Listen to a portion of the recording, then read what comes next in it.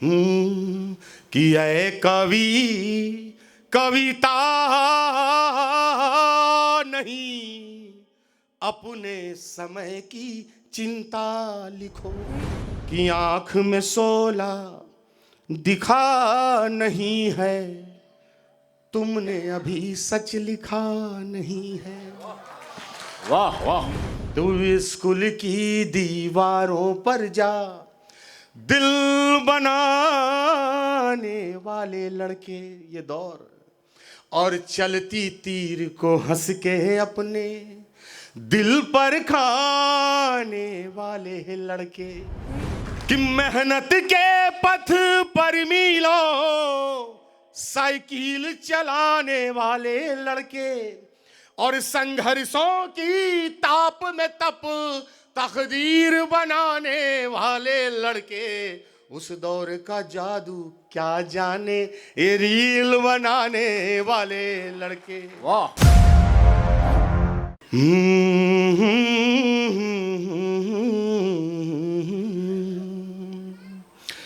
कि ऐ कवि कविता नहीं, अपने समय की चिंता लिखो। वाह।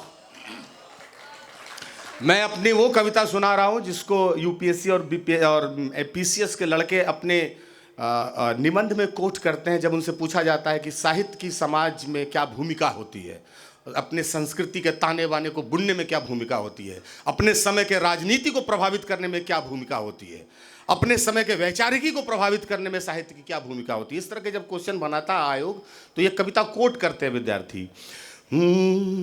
कि ऐ कवि कविता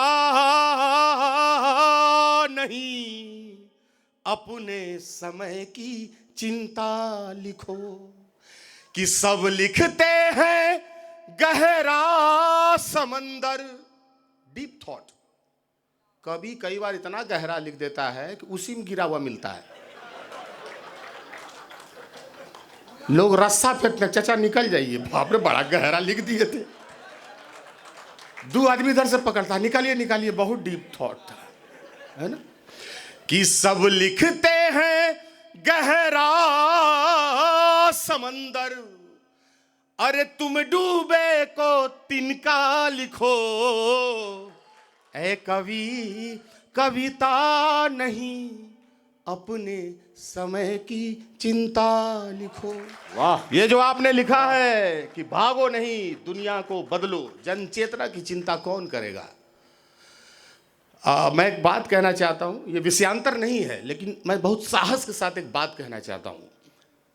अमीर खुसरो और बाबा तुलसीदास दोनों का युग 200-300 साल के आगे पीछे का था, लेकिन अमीर खुसरो जैसा विश्व में प्रतिभाशाली कोई शायर पैदा नहीं हुआ। क्या कवित्व था, क्या प्रतिभा थी, विश्व की अद्भुत प्रतिभा, और वही प्रतिभा बाबा तुलसी के पास थी। लेकिन अमीर खुसरो ने 7 सुल्तानों की दरबारी चुनी तो हम उनको 7 शेर के लिए जानते हैं, और बाबा तुलसी ने चित्रकूट की कुटिया चुनी तो आज रामचरितमानस खड़ा है जिससे पूरी दुनिया दिशा पाती है। ये अंतर है। इसलिए कवित्व प्रतिभा से अपना अर्थ नहीं पाती है, कविता अपने उद्देश्य से अपना अर्थ पाती है। कविता चाहती क्या है, साहित्य चाहता क्या है, साहित्य किसके लिए लिखा जा रहा है, साहित्य क्यों रचा जा रहा है। अगर ये बात मैं कवि की भूमिका में हूं ही नहीं, मुझे वो केहुनी याद है। चलिए महाराज, कवि लोग बचा है। स्वयं श्रीवास्तव ने जितने भी मुक्तक आपको सुनाए, वो केहुनी को जवाब है कि केवल कवि सम्मेलन, और आप रात को बैठ के इस बात की जमानत ले रहे हैं कि सब लिखते हैं गहरा समंदर, अरे तुम डूबे को तिनका लिखो। ऐ कवि कविता नहीं, अपने समय की चिंता लिखो। और क्या लिखो। कि आंख में शोला दिखा नहीं है, तुमने अभी सच लिखा नहीं है। वाह वाह। कि आंख में शोला दिखा नहीं है, तुमने अभी सच लिखा नहीं है। कि राजमहल पर क्या लिखते हो, कि राजमहल पर क्या लिखते हो, किसी गांव का रास्ता लिखो।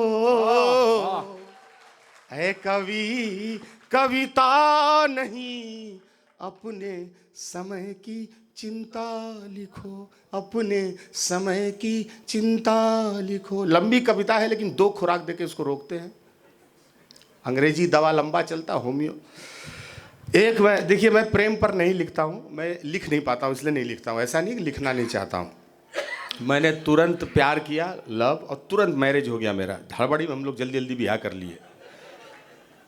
ये सब कुछ करने के मौके नहीं मिला। चांद तोड़ के लाऊंगा, सितारे के उधर ले जाऊंगा, यहाँ बसेंगे वहाँ बसेंगे, चल हाथ पकड़ के थाम मेरा, ये हमको मौका ही नहीं मिला। ब्याह कर लिए, और ब्याह भी कर लिए किससे? पुलिस वाली से। अब हम अगर प्रेम पर सोचते भी हैं कभी डाइनिंग टेबल पर बैठ के कि प्रेम पर लिखेंगे, खाना खा रहे होते हैं सोचते हैं प्रेम पर लिखेंगे, उधर से आके पिस्टल रख देती है। अब आलू पराठा बारूद पराठा लगने लगता है। ठीक है, उसके बाद कहानी सुनावेगी। क्या सोच रहे हम? प्रेम पर सोच। हाँ सोचो कभी। अरे क्या बताएं हमको, तुम इतना लेट क्यों आई? करे क्या बताएं, वो टंकी में लाश मिला है। बाप रे बाप। हाँ बोला बहुत छत बिछत एकदम, पता नहीं किस क्रोध में मारा है, हत्या हुआ है। हम लोग फिर पता लगाने में लेट हो गया, 3-4 घंटा में पता लगा कि कौन था। शायद कोई कवि था। और जानते हो कि नहीं कि क्या पोस्टमार्टम में निकला, 4 पंक्ति अटके रह गया है। जो डिलीवर करना चाह रहा था, समय कम होने के कारण नहीं कर पाया, जबरदस्ती बिठाया गया उसको, अटके रह गया, उनके गले पर था। हमको लगता है कि डिलीवर करिए देता अगर नहीं कोई मारता तो। उस तरह के खतरों के बीच में हमको कविता लिखना है, लिख रहे हैं। खैर समय बहुत कम है, इसके पहले कि दाल ठंडी हो जाए हम लोग को निकलना चाहिए। मैं एक गीत आपको सुनाता हूँ, अगर 2 सुनाऊं तो वो वाला सुनाऊं सर? 2 सुना दूं? 5-5 3-3 मिनट का? क्या कि अच्छा मैं इसलिए सुनाना चाहता हूं 2 कि देखिए हम लोग अपने प्रोफेशन पे बहुत ईमानदार है। अगर मैं एक गीत सुना के चल जाऊं, रात को बिछौना पर सूतेंगे तो हमको दुख होगा, मुफ्त में पैसा लेकर आ गए। कितना भला लोग था, सुना भी नहीं, छोड़ दिया। तो अब हाँ, तो एक रील वाले ही सुना देते। रील वाले सुनाता हूँ। ठीक। एक पीढ़ी है इंस्टाग्राम की सर, अरविंद सर, और एक पीढ़ी बैठी है सेवाग्राम की। लेकिन ये जो सेवाग्राम वाली पीढ़ी है, यही लोग रात को 12 बजे पोता नाती को सुता के फिर हरा बत्ती जलाती है फेसबुक पर। और ये लोग का रिचार्ज अगर खत्म हो जाए तो ये लोग को रिचार्ज करना नहीं आता है। ये लोग तुरंत गोरखपुर फोन करेगा या इलाहाबाद अपने बच्चों को, अरे क्या हुआ दादा 3:30 बजे रात को सुत गया? अरे पढ़ता उड़ता नहीं है? ये पूछे। कहा तो सुते कि नहीं, पढ़ के सोए हैं, तो उठो रिचार्ज कर दो। और वो लोग समूचा घर जब सो जाए तब निकालते हैं ओप्पो की, अब कोई ने टोको। उसके बाद जो है इन्हीं लोग जैसे रसिक लोगों को रिझाने के लिए सोशल मीडिया पर एंजिल प्रियाओं का जन्म हुआ है। जब लड़का खैनी लगाता हुआ एंजिल प्रिया बन के मैसेज कर रहा होता है, त्रिपाठी जी आपकी कविता पर रिझ के पागल हो गई हूँ, सुबह के 4 बज रहे हैं, बदहवास कमरे में दौड़ रही हूँ। खैनी खाता है फिर मैसेज करके। सर आप जानते हैं, आप जितना पिए हैं ना सर हमारा भीतर का, उतना तो लेके जाएंगे लोटा में अब अलग से। सर खैर मोहब्बत आपकी स्नेह। तो एक गीत वही सुना तो, लेकिन इन लोगों का जो दौर था उसका आनंद, उसका कोई जोड़ नहीं, वो जादू फिर नहीं आएगा, वो मिसिंग है। मैं नए लड़कों को कहता हूं कि तुम वो जादू देख नहीं पाए दोस्त। वो जादू क्या जादू था? हमारी पीढ़ी तक की ये बात है कि हम में से कोई भी ऐसा लड़का नहीं था जो रास्ते में जा रहा हो, स्कूल ईंटा का एक टुकड़ा मिला हो उठा के दिल ना बना दिया हो स्कूल के दीवार पर।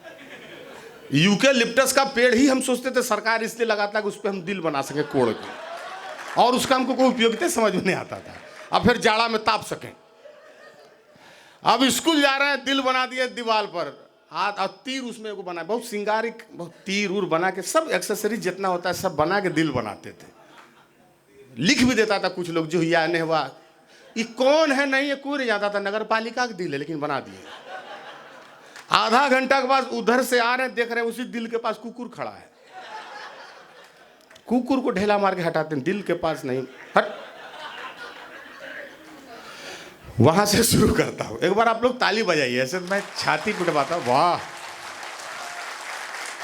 बहुत सुना।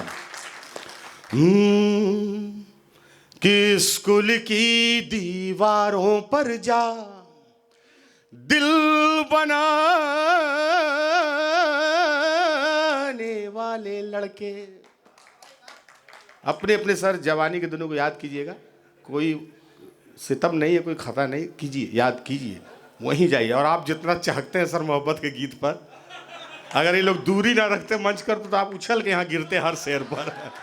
बहुत अरविंद भैया व्यवस्था आप टंच रखे, हमको लगा इतना दूर काहे। तो जैसे आप लोग उछल रहे हैं मोहब्बत के शायरी पर, जैसे डोसा वाला तावा नहीं होता है, उस पर पानी मारियो छन्न फेंकता है, वैसे कुछ लोग कुर्सी अंदर से मारता है पानी छन्न से, एकदम प्रेम। जिस उम्र में आदमी से लोटा नहीं उठ रहा है, उसके लिए पोता को भाड़ा पर रखा है।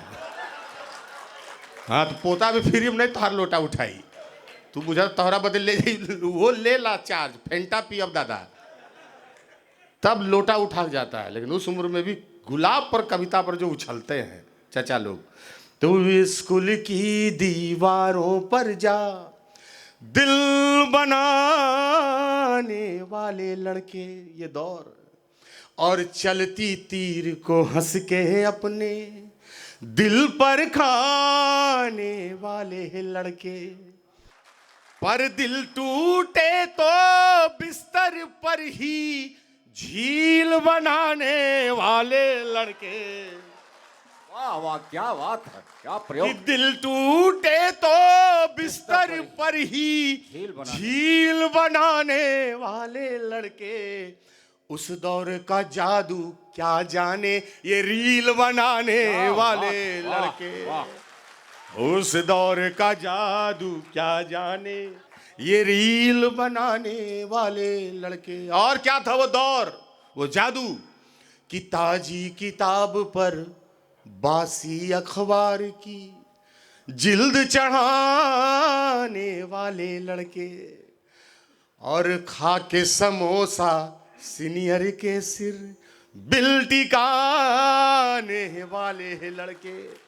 और यहाँ पता नहीं कितने विद्यार्थी बैठे हैं। मैं मुखर्जी नगर के जब 8x10 के कमरे में रहता था तो मैं जानता हूँ उनकी संवेदनाओं को।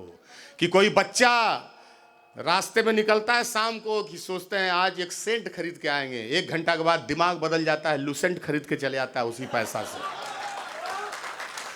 कि मेहनत के पथ पर मीलों साइकिल चलाने वाले लड़के। और संघर्षों की ताप में तप तकदीर बनाने वाले लड़के। उस दौर का जादू क्या जाने ये रील बनाने वाले लड़के। वाह वाह। और वो दौर क्या था। अच्छा, हमारे टाइम में व्हाट्सएप जब नहीं था तब वीरता कैसे चेक किया जाता था कि कौन कितना वीर है। अब तो मान लीजिए आप किसी को भी चेक कर सकते हैं कि 100 मैसेज अगर आप फॉरवर्ड कर दिए तो आप परमवीर चक्र विजेता है। सुबह उठ के आदमी इस तरह से जिम्मेदारी लेता है पाकिस्तान निपटाने का। अच्छा, एक गजब बात आप लोगों ने किया, मैं इस लिटरेचर फेस्टिवल का जीवन भर आभारी रहूंगा। आप वीर रस के कवि को नहीं बुलाए। 45 किलो का कवि आता है, नस फुला के ऐसा ऐसा बात बोलेगा कि वीर रस के कवि को तुरंत अनार का रस न दीजिए तो मर जाए वहीं। अच्छा, ऑडियंस और कमाल का, ये लोग का ट्रेनिंग गजब होता है ऑडियंस का। यहां से कवि उकसाएगा आपको कि ऐसी तालियां बजाइए कि लाहौर तक आवाज जाए। और ऑडियंस को हम देखते हैं कि वो जोर से बजाता भी है, इसको लगता है चल जाएगा। अरे ये तो मदारी है, हमको बानर बनना क्या जरूरी है। उसका तो ट्रेनिंग है मदारी का, वो तो नचा रहा है डमरू बजा के। आप काहे नाचते हैं। लाहौर तक जाए, लाहौर तक जाए। मैंने खून से लिखी है कविता। बगल में मारता है क्यों नहीं, त्रिपाठी जी खून है देह में, ये तो पिएगा बहुत। अब हम लोग अपने बच्चा को भेजते थे, जो घर मम्मी से एक लोटा खून ले, ये कविता इसका पूरा सुनना है हमको। वीर रस का कवि है, कहता है मेरी आंखों में देखो लहू उतर आया है। हम लोग जैसे कवि का हालत ऐसा हो जाता है कि आधा घंटा खून खप्पड़ हटाने में लग जाता है मंच से, उसके बाद पढ़ते हैं। मैं लखनऊ में फंस गया था, एक 7 वीर रस का कवि था, एक हम आदमी थे। बहुत महीन बात बोले, बजाइए इसमें। 7 वीर रस का कवि, एक आदमी फंसा हुआ है उसमें। और इसी तरह का 11:15 12 बज गया था, 1:30 बज गया था उसमें, 1:30 बज गया था। और 1:30 बजे रात को एक चचा बचे हुए थे, उठे धोती पीन, हम चचा आप बैठ जाइए, अब हमको पढ़ने दीजिए, मेरा ट्रेन है। नहीं मैं पढ़ूंगा, मैं तैयार हूँ गरीब, मैंने युद्ध के लिए। मैंने कहा चचा आपके पास पंक्ति, आप भी कराची खत्म कीजिएगा। हम कहा हाँ, हम कि चीन से बदला लूंगा। हम कहे शांत रहिए आप। हम कह रही आप रात को हमला मत कीजिए। बज रहा है 1:30, इस वक्त पूरा पाकिस्तान सोया होगा, कायर वाला काम मत कीजिए। सुबह जब 7 बज जाए, जब पूरा रावलपिंडी दतुअन करने निकलेगा, होटल के छत पर चढ़ जाइएगा, निशाना भी ठीक बैठेगा, पटक दीजिएगा 4-4 पंक्ति, खत्म हो जाएगा पाकिस्तान। किसी तरह से पैर पकड़ के बिठाए। वीर रस के कवि, बताइए विश्व युद्ध कितना सस्ता हो गया महाराज। 20,000 में पाकिस्तान खत्म, 20,000 में चीन खत्म, वर्ल्ड वार खत्म, कविते से हम लड़ लेंगे। हर बात में बोलेगा, मान लीजिए एक सैनिक की लाश आ रही है, क्यों ये सब बोलता है अशुभ रे, काहे इतना अशुभ बोलता है हर मंच पर। अरे हम गर्दन काटेंगे दुश्मन का, काहे अपना लाने देंगे। लेकिन नहीं, उसको मदारी खेल दिखाना, कल्पना में भी यही बताएगा, मान लीजिए आ गया है। सुहागन का तो काम है ये लोग सिंदूर पोछने का रखा है, उस सुहागन का सिंदूर पोछ दिया मैंने। सुहागन कहती है चचा हमारे वाले कभी नहीं अमर हैं। अरे बाप, सुहागन बैठी रहती है, सुहागन कहती है दीदी ओढ़नी कर ले, कखनी सिंदूर पोछ दी, पता नहीं करी ये कसाई के, एक कोई गारंटी भाई देखा था हमनिए को। अरे बाप, ठीक है, ये है वीर रस। सही बात, बाप रे बाप, जान बचता है। इन लोगों को लगता है कि यही डायरी रख के विश्व युद्ध जीता जाएगा, बॉर्डर से तोप हटा लेगा सब और इनके डायरी को रख देगा। दुश्मन देश आएगा, ऐसे ऐसे पड़ेगा, 4 पंक्ति खत्म, मर जाओ तुम, 4 पंक्ति हम मर गए। बाप रे बाप, मारना इतना आसान हो गया है। एक इन लोग का फैक्ट देखिएगा, ये लोग जो फैक्ट सुनाता है फैक्ट, हम लोग इतना हिस्ट्री पढ़ रहे हैं, पॉलिटी पढ़ रहे हैं, फैक्ट याद नहीं हो रहा है। इन लोग का फैक्ट, इन लोग के मुंह में जितना माइनस आएगा बोल देगा कि -374 डिग्री पर जो सैनिक खड़े हैं, इसके मुंह में जितना आ जाए, भौतिकी पांव पकड़ता है इन लोग का। H2O इन लोग का पैर पकड़ता है, छोड़ द बर्फ बन गए, सूखा बर्फ बन गए, अब क्या बनाओगे बे। साइंस इन लोग का पैर पकड़कर रोता है। अब बोल देगा लोग -374 डिग्री पर, अगली पंक्ति में कह देगा -512 डिग्री पर। भौतिकी इन लोग का कहता है सर आप हमसे पेमेंट ले लीजिए, लेकिन अब छोड़ दीजिए, आप साहित्य में रहिए ना, फिजिक्स में काहे घुसते हैं। लेकिन वो घुसेगा और उकसावेगा आपको, ठीक है। नहीं, हम चूंकि देखिए ये जन चेतना संवाद और लोकतंत्र का मंच है, अगर यहाँ ये बात मैं बोल के नहीं जाऊंगा आपको, तो आप फिर केहुनी मारिएगा। केहुनी नहीं तो कहाँ से था कि उस दौर का जादू क्या जाने ये रील बनाने वाले लड़के। तो हमारे समय में वीरता का मतलब था कि कितना लेला के बाद हिला नहीं। ऐसे ही हम लोग जोड़ते हैं, मंटू का देखा हम हिलत नहीं की, कि बियर पचा के खुद को बहादुर वीर बताने वाले लड़के, और निकले सड़क पर गुमटी दफ्तर सील कराने वाले लड़के, खड़े खड़े थाना ठेकेदारी डील कराने वाले लड़के। लेकिन बॉस वो लड़के थे, वो हमारे दोस्त सब जब याद आते हैं कि कुछ भी नहीं था, कुछ भी नहीं था, फिर भी सिकंदर फील कराने वाले लड़के, उस दौर का जादू क्या जाने ये रील बनाने वाले लड़के। और आखिरी बंद इस गीत का कि बिन चावल कि एक शेर रट खुद को गालिब, मीर बताने वाले हैं लड़के, और बिन चावल बिन दूध बातों की खीर बनाने वाले हैं लड़के, और पुलिया पे बैठे रांझा बनके। इसमें मैंने पुल इस्तेमाल नहीं किया है, इसका कारण है क्योंकि मैं बिहार से आ रहा हूं, तो थोड़ा पुल से हम लोग डरते हैं, परहेज करते हैं। कखनी कौन पुल निकल ली हमरा से पहले तो बचे नहीं पुल पर। तो ऐसे जो बिहार से आए उस आदमी को पुल पर खड़ा होकर कुछ नहीं करना चाहिए, इसलिए मैंने कविता में पुलिया इस्तेमाल किया है। अच्छा, आपको लगेगा कि पड़ोसी राज्य है लेकिन व्यवस्था कितनी खराब है, हमारा राज्य देखिए कितना विकसित है ना। लेकिन हमारा तो इंजीनियर है मुख्यमंत्री, ऐसा थोड़ी कि भ्रष्ट है वहाँ, तो इंजीनियर मुख्यमंत्री है, इंजीनियर है हमारा। लेकिन जो बात लाओ त्से और कन्फ्यूशियस कहता है कि प्रकृति के आगे समर्पण करो, प्रकृति की शक्तियों के आगे समर्पण कर दो, प्रकृति के पीछे चलो, प्रकृति के आगे मत चलो, उसको हमारे बिहार का इंजीनियर प्रैक्टिकल करके बताता है कि प्रकृति का ताकत क्या है। वो खैनी लाग बोलता है, क्या शर्मा जी खाली बोलने से होगा कन्फ्यूशियस के, कि करके भी दिखाना होगा। तो हम लोग ऐसा पुल बनाते हैं जो भादों में बनाते हैं, कार्तिक में बनाते हैं, अगले भादों में बह जाता है, तब आपको नदी की ताकत पे भरोसा होता है। अगर हम ऐसा पुल बना दें जो 300 साल तक बहिए नहीं रहा है, आप कभी नदी की ताकत पर भरोसा करिएगा। इसलिए हम प्रकृति की ताकत दिखाने के लिए हमने लोहा गलाया है गुरु, लोहा। तो पुलिया पे बैठे रांझा बनके हीर ना पाने वाले हैं लड़के।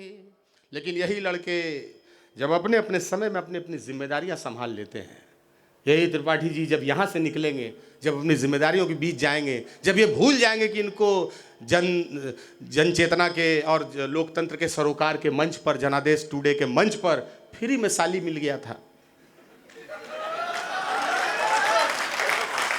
तब यही लड़के बाहर जाके जब जिम्मेदारियां संभालेंगे तब क्या होंगे कि जब हक में उठे तो,